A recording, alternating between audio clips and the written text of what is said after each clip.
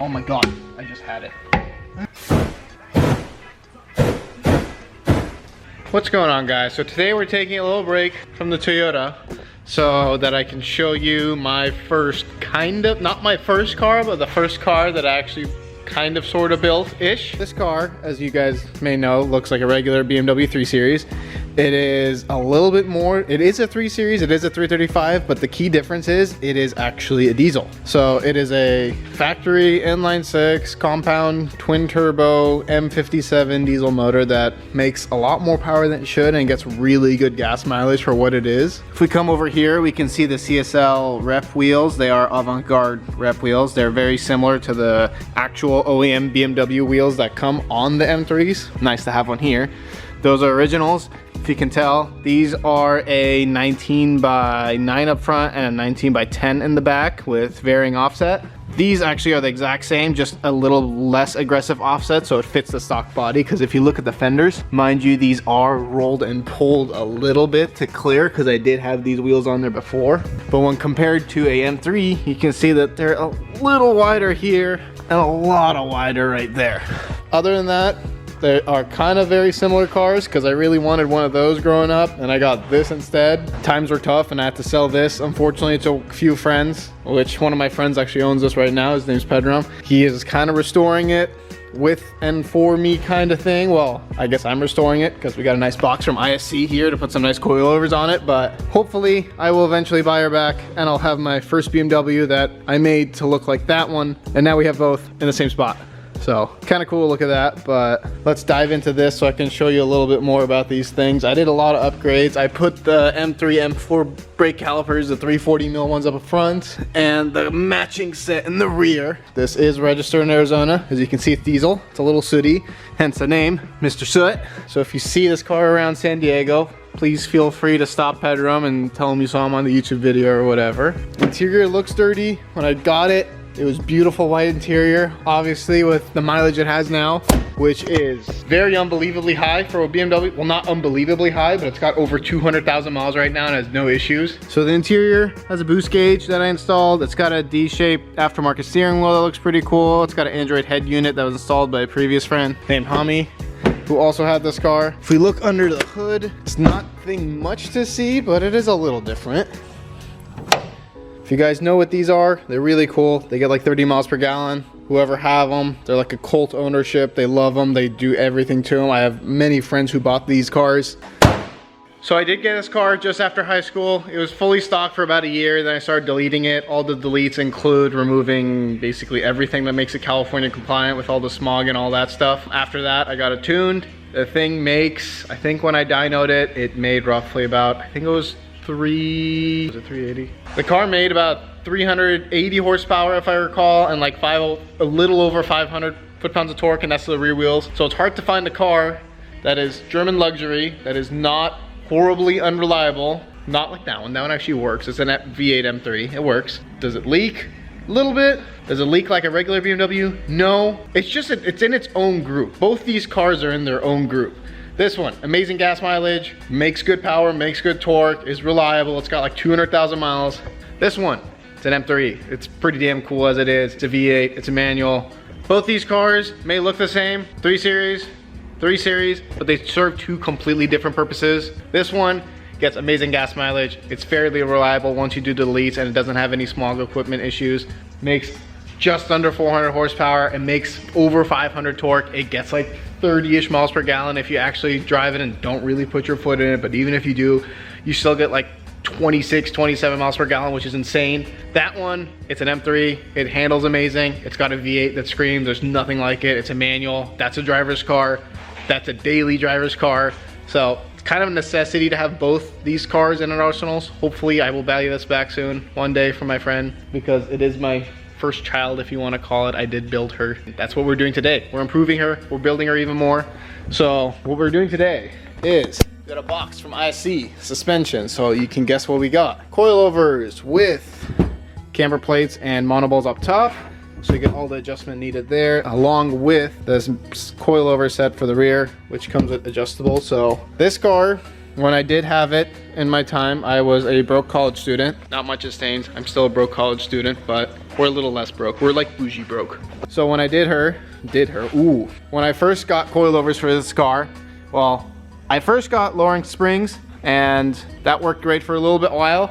And then I got eBay coilovers, which everyone has tried. I got some Rev 9 coilovers. I don't think you can see them in there. Oh, you might be able to see them in there, but when I pull the wheels off, you guys will see. They work great for about 10, 20,000 miles, maybe a year and a half, but now it is a squishy boat. Coilovers now are worse than stock suspension. That was horrible, and I think I just broke something. Don't tell Pedram that I broke his car.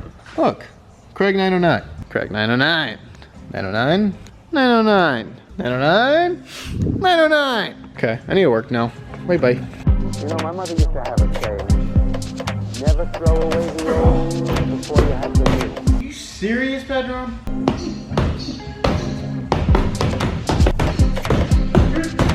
If you guys have watched Ice Age, I feel like Scrat jumping on that nut right now.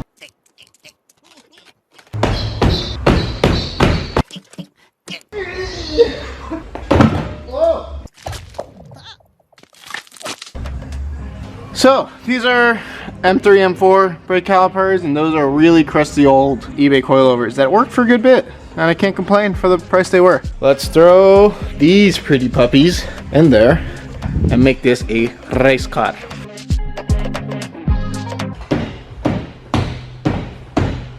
Pedram, I have no idea what you did, but you...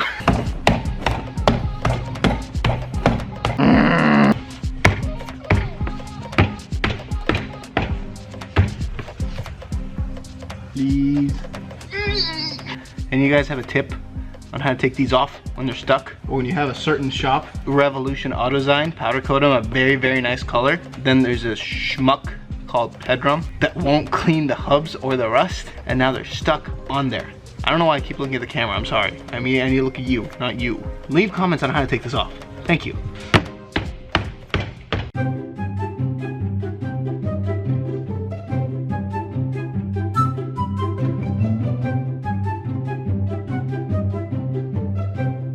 Oh, cars sucks. I'm gonna take a break, cuss at this, and try to get it off. As I'm sitting here trying to take off these stupid wheels, Pedram is texting me, and apparently he finds it very funny that his freaking wheels are not coming off. This is probably sped up. I'm not kidding you. There's 10 minutes here from taking off that wheel, and this wheel's not even off yet. And yes, it is not going to ride like shit. It will ride nice, but I can't even get your wheels off to do this. Guys, I think we're almost there. Oh my God, I just had it. Oh. Oh, yes. So, let me show you why this happens. So Pedram can go fix this. This needs to be cleaned, which it is pretty decently clean. Usually if that's rusty, you get stuck. But the issue here is that when they powder coated this wheel, hint, hint, Revolution AutoZine, whoever your powder coat guy is, you need to grind that piece down so the wheel sits down there easily. If not, you're gonna be sit there struggling and kicking it like me and how I look like Scrat from Ice Age. In all reality, Rev Auto, thank you for sponsoring me in the ways you do, especially with my non-disclosed poster behind that sign that YouTube will never see. Please. I don't know if Pedram did this because he was lazy. It was probably Pedram's fault. But Huss, Alec, please make Pedram clean every single wheel that gets powder coated right there so it doesn't get stuck. And that goes for every powder coat and custom shop. Please clean those so your wheels will come off. Thank you.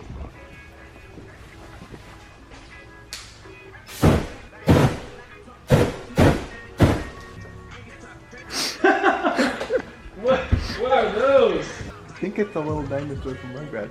That's what I was thinking. That is the owner of this car, and we got it all done. It's kind of lowered, kind of not lowered. It needs to settle. It needs alignment. Looks good. We'll make sure all the bolts are tight and it does car things.